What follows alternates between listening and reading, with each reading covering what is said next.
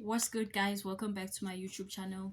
Today I'll be reacting to 3 true disturbing camping horror stories by Shiny Gold Tales.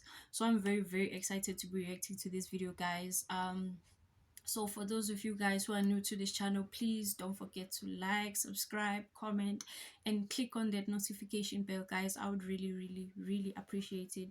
And for those of you guys who are coming back, I hope you enjoy watching this video with me, as I will enjoy watching this video. I'm pretty sure I will. I love camping horror stories, so I'm very excited to hear what these stories are about. So without me wasting any more of your time, guys, let's just jump right onto the story. Hope you enjoy. I've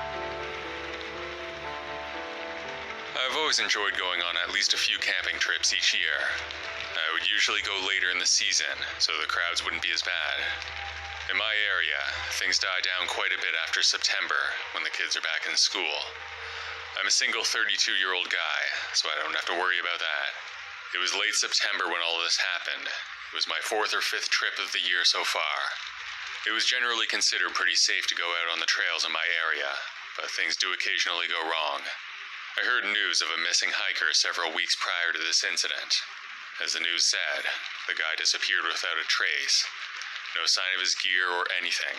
Just as Honestly, after hearing such news and you still choose to go, that will never make sense to me. There would never. It won't make sense to me. Like, why would I go when I've just heard a few weeks earlier that a camper went missing and none of his things were found? As was this camper not found as well? That's just crazy to me. That's crazy. car was found at the trailhead. It's the kind of thing that happens once every few years, so I decided to go out anyway. Jeez. This time I was going with my friend Stan, who's also my brother-in-law. We decided to go on a shorter trail that I had done a few times before. It would be a 2 or 3 day trip in the mountains, with great views and a lot of good camping spots along the way. Since I knew the trail already, we didn't have to plan much. I just packed up my gear and stocked up on enough food to make it through the trip. We got into my truck and headed out there. It was only an hour away from my place in town, so not crazy remote or anything. When we got to the trailhead, there were a few other cars, but it was still pretty empty for that area. With that much traffic, it seemed unlikely that we would see another person while we were in there. We both grabbed our packs and hit the trail. It was around 11:30 in the morning, and it was overcast. The forecast called for rain, but we hadn't seen a single drop yet. That wouldn't have stopped us anyway. Once you're in there, there's no turning back. Park rangers can get in for emergencies, but otherwise, if you walk in, you walk out. After about 3 hours of hiking, we saw a campsite off to the side. There was a newer-looking north-face tent set up with a smoldering fire pit next to it. I thought that was weird, because it was too early to set up for the night, and too late to still be there from the previous night. Most people wouldn't just hang out there for a whole day, especially so close to the entrance. It wasn't enough to worry about, though, so I didn't even bring it up to Stan. We just kept hiking. After another few hours, the sun was setting, so we decided to stop for the night. There weren't any great spots, so we just picked a small clearing off the trail. Not a great campsite, but there was a fire pit there already, so we knew it had been used before. Stan and I started a fire, had dinner, and went to bed early. When we woke up in the morning, we were shocked to see that north face tent was set up right next to ours, in the small clearing. That was incredibly strange, because neither of us heard a thing during the night. We took down our gear and packed up. When we were almost done, a man emerged from the forest. He approached me and introduced himself. Although I was creeped out before, he seemed like a pretty normal guy for the most part. He was around our age, probably mid-30s, had a blue and gray jacket with some kind of logo on it. It also had the name Pete stitched into the front. He must have used it for work, I thought. The guy had a patchy beard with long hair, and he stood around 5'7". He said he had been out there for a few days, and he was on his way out. 2 things stood out to me, though. For one, his jacket was at least 2 sizes too big for him, and I also noticed a small blood stain on the collar near the hood. Neither of those things is a smoking gun, Cuts and scrapes can happen for all sorts of reasons out there, but it did trigger my suspicion a little bit. Like I said though, the guy was friendly, so we just chatted for a few minutes and then went our separate ways. Stan and I hiked in further for the rest of the day. This time we stopped earlier because there was a good spot next to a stream. I always like the sound of flowing water when I sleep, so I really wanted to stop there. After we set everything up and had dinner, we sat by the fire talking for several hours. We went to bed at around midnight. I fell asleep quickly to the soothing sound of the nearby stream. At some point in the night, a scream woke me up. It was Stan. His tent was right next to mine. I looked at my watch and saw that it was 4 in the morning. I unzipped my tent to check it out. I pointed my flashlight into the night, and I saw a man running away. It was the man from before, with the big jacket and the North Face tent. Stan said the man was lurking around our site, and he tried to open his tent. We were both creeped out by that guy. Something wasn't right about him, and we both knew it. Since it was almost morning, we got up and decided to start hiking as soon as the sun came up. That way we would make it back without having to spend another night out there. Luckily, we made it back without seeing that weirdo again. When we got back to my truck, we loaded up our stuff and drove to the police station in the nearby town. I sat with Stan and one of the officers to give them a description of the man. I told them the guy was in his mid-30s, about 5'7". I told them he had a gray and blue jacket with the name Pete on it, and I also told them about his yellow North Face tent. The officer looked startled. He looked away, then he got up and excused himself.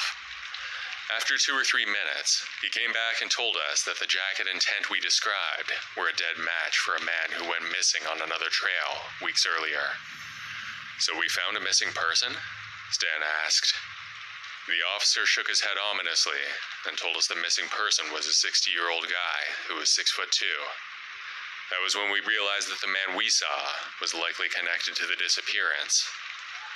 As of this time, neither the missing guy or the creeper have been found. I still go out there every year, but it definitely makes me think twice about going anywhere alone.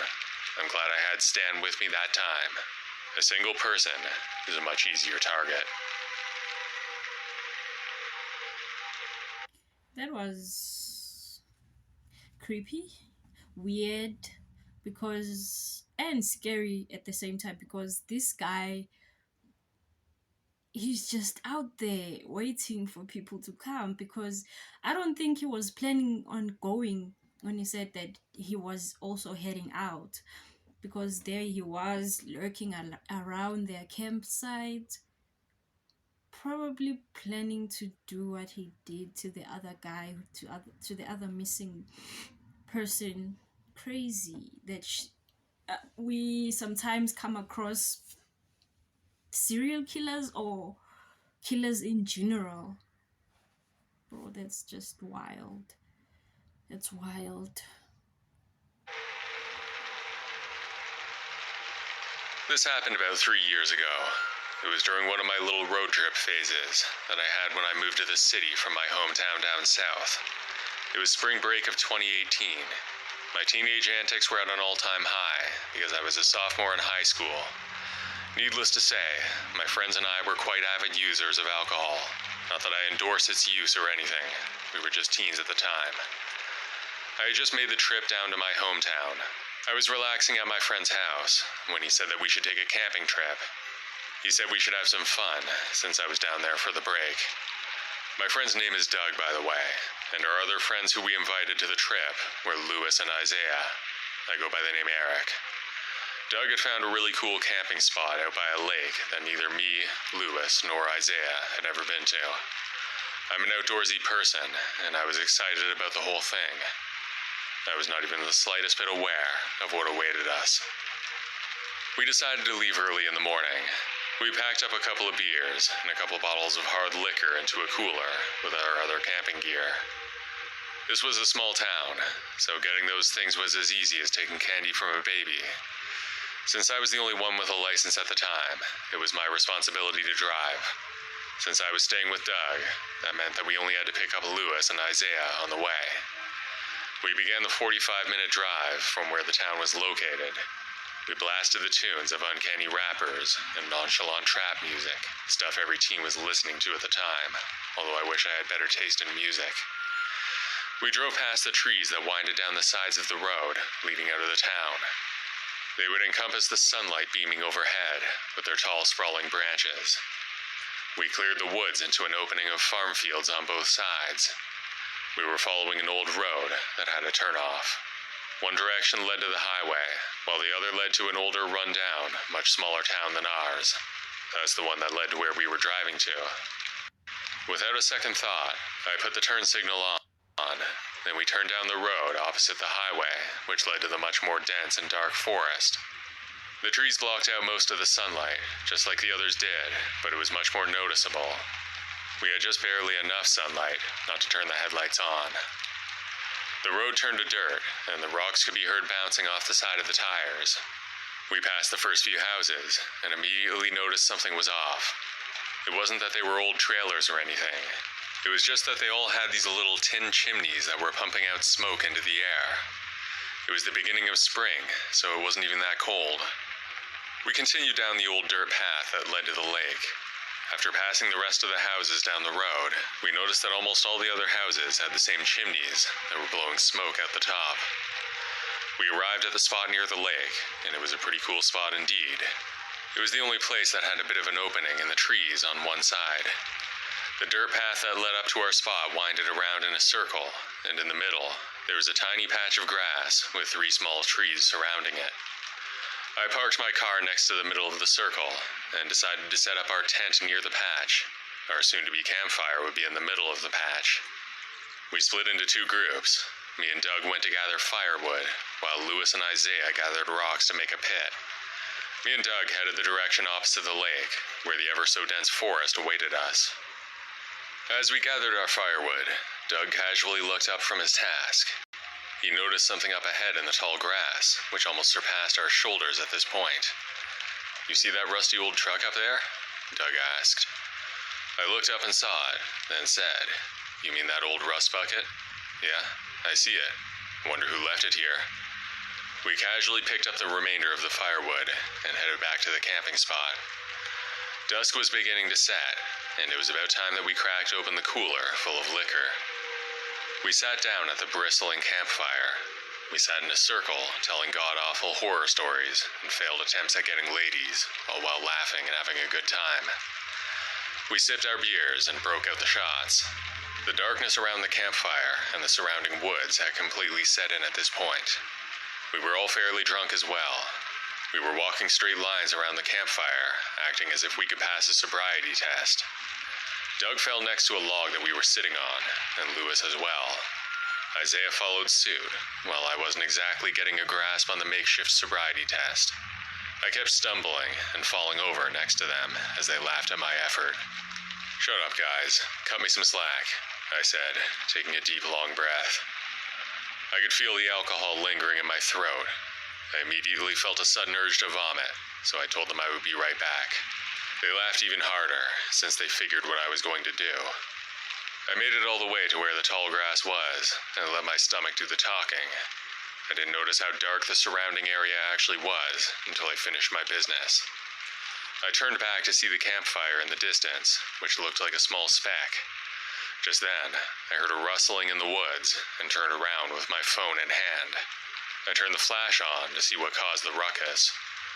Me being drunk at the time, I literally had no thoughts in my mind. Being curious, I decided to check it out. I ventured a bit deeper into the grass, with the dark of the branches looming all around me. I stubbed my toe against what seemed like a rock. I almost let out a screech until I settled down and shrugged it off. I pulled my flashlight up to see what it was. Lo and behold, it was the front tire of that truck that me and Doug found earlier. I raised the flashlight a bit higher and got a better view of the whole truck and its layout. It was a rusty old green Ford, probably from the 90s or so, with a raised bed cover that had windows on all sides. It had cracked glass on almost every one. It looked as if it had sat there idle for a good 10 years now, without moving. I raised my flashlight a bit higher towards the front of the cab and peered inside. I saw old newspapers, crushed beer cans, and strangely enough, a few needles lying on the floor. That's when my curiosity simmered down a bit, and my fear began to set in. I shifted my attention towards the sound that came from the back cab in the bed cover. I slowly walked, with leaves and grass crunching under my feet. I reached the back cab and shakily raised my flash into the window. As I raised it higher, my heart sank into complete and utter terror. What peered out of the glass at me was a man. He had eyes with no pupils at all, and a smile that only a man on the edge of sanity could perform. He banged his arms against the glass, and the shock of the sound sent me flying to my back. I frantically grabbed my phone off the ground, and without a second thought, I raised the light back to the man, only to see that he was banging on the window with much more force. His arms were bleeding, his shirt was tattered, and his face was meshed with scars. His eyes began to bulge out of his sockets, and he laughed horribly, then began to cry hysterically. I let out a blood-curdling scream, and my heart raced for a minute. I wasted no time hightailing it out of there and back to the campfire. I turned around to see the man get out of the truck. He turned to face me, tilting his head with a murderous smile and deep white eyes that shined down as he began to walk towards me.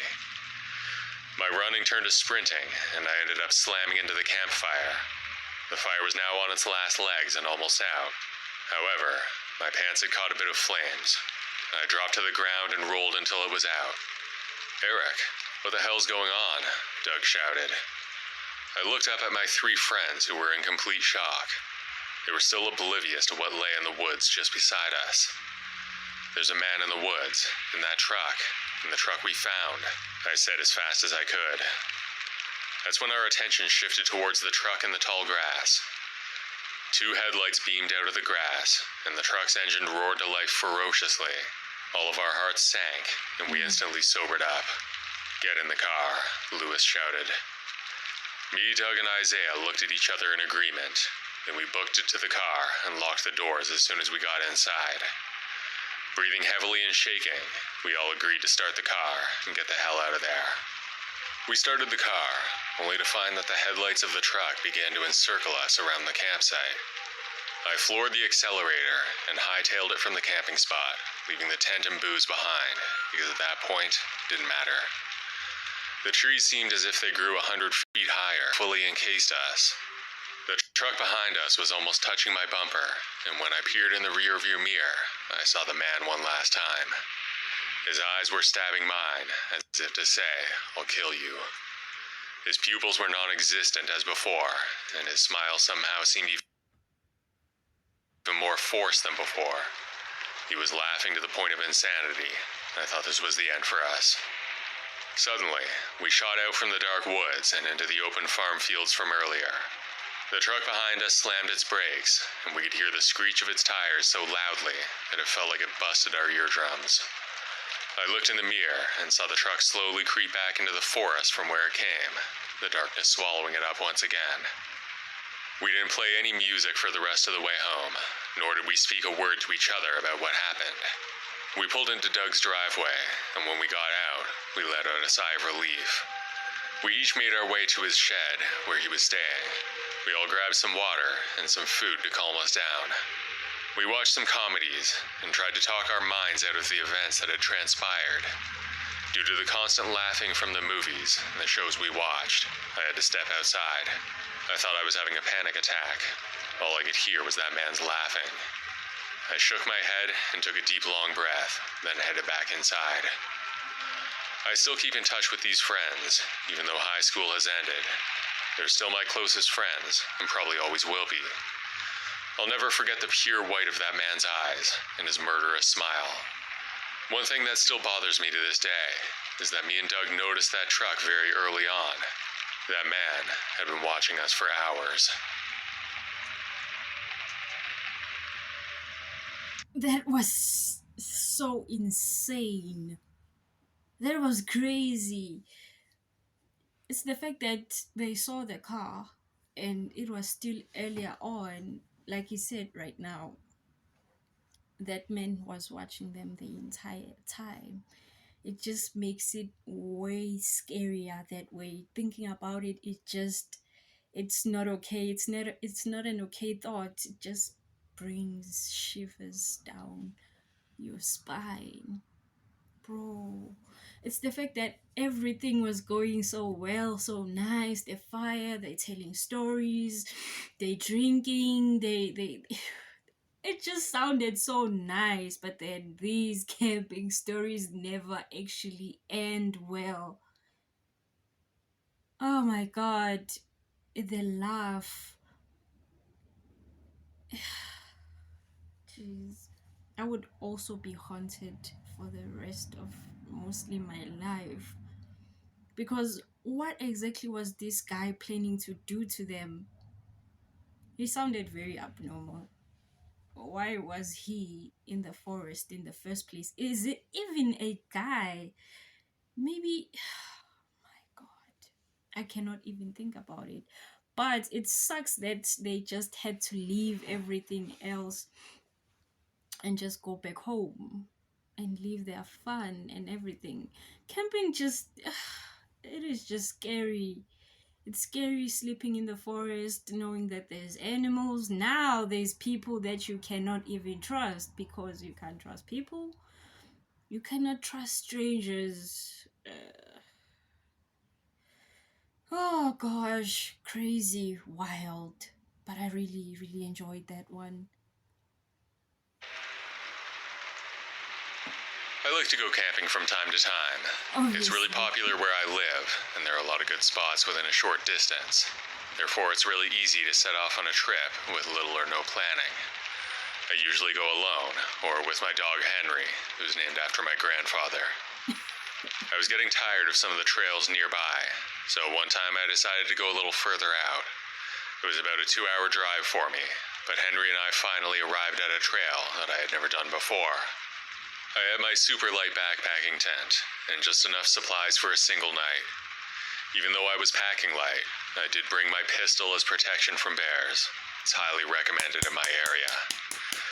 I'd be absolutely devastated if I had to use it, but it's better them than me. It was a Saturday, and I had to be back at work on Monday, so it was going to be just a quick one-night outing. We hit the trail at around noon, planning to walk for several hours, and hopefully find a decent spot before dark. It was early spring, and in my area, that means a lot of rain, so not many people were out there. Lucky for us, it was clear. That can change in an instant, though. I wasn't expecting to see anybody, but after an hour and a half, I saw a man on the trail ahead of us. He was a little older than me, probably in his 40s or 50s, and he was all alone. He was slow, so it didn't take long before Henry and I were on his heels. When we were close, I said, "Hey bud, coming up from behind." The guy turned to look, then he turned back as if he didn't even care. It's common etiquette to move to the side for faster hikers, so I was surprised. I didn't let it bother me though. As soon as the trail widened, we passed him. I nodded and said hello on my way, but got no response. The guy gave me a bad feeling, but he was behind us and we were faster, so I thought he was gone. At around 7 p.m., I found a good spot to camp for the night. It had a ready-built fire pit with a log to sit on. I set up the camp while Henry ran around and explored the area. After about 10 minutes, he came back. Henry hung his head like he was in trouble. You know the thing dogs do sometimes. I wasn't sure what to make of it, but something seemed off. For the rest of the night, he stuck by my side, almost whimpering. He was scared to death, and I had no idea why. Sometimes I think dogs can sense things that we can't. I also thought that maybe he saw something while he was running around before. We sat around the fire for a few hours after having dinner. By around midnight, Henry and I went to the tent and tried to sleep. I fell asleep at some point, but I don't remember when. I woke up when it was still dark. Checking my watch, I saw that it was just before 1 a.m., so I wasn't asleep for long. Henry was whimpering and licking my face. That was what woke me. I patted his head and tried to calm him down, but he wouldn't go back to sleep. That was when I heard footsteps from outside. They were unmistakably human. Slow, deliberate steps that could be heard, and they were getting closer. Before long, they were right next to our tent, circling it. I think I even heard him touch the outer fly of my tent. I sat there frozen, and Henry was breathing slowly. Just then, we heard a man laugh in a really creepy way. It was actually somewhere between a laugh and a cough, almost like he was trying to stop himself from laughing, but couldn't hold back a few bursts. I was almost sure it was that guy from before. I didn't say anything, but the man could surely hear Henry whimpering. He definitely knew we were there. After a minute, I came to my senses and reached for my gun. I pulled it out and felt the cold metal on my hand. It wasn't loaded, so I took out the magazine and popped it in, making that unmistakable noise. As soon as I did that, I heard something that still creeps me out whenever I think about it. The man said, "Haha, okay, okay." Then he walked away. Neither Henry or I slept for the rest of the night. Unfortunately, the man never came back. As soon as the sun came up, I got up and started taking down my tent. I wanted to get out of there as soon as possible. That was when I noticed something. There was a slit in my tent right at the top. I was sure it wasn't there before. There's no doubt in my mind that the man made it. We speed walked out of there as soon as we took everything down. When I got home, I contemplated calling the police. Even though I didn't think they could do anything, I called and reported it. I never heard another word about it, but it's always in the back of my mind whenever I'm out on the trail.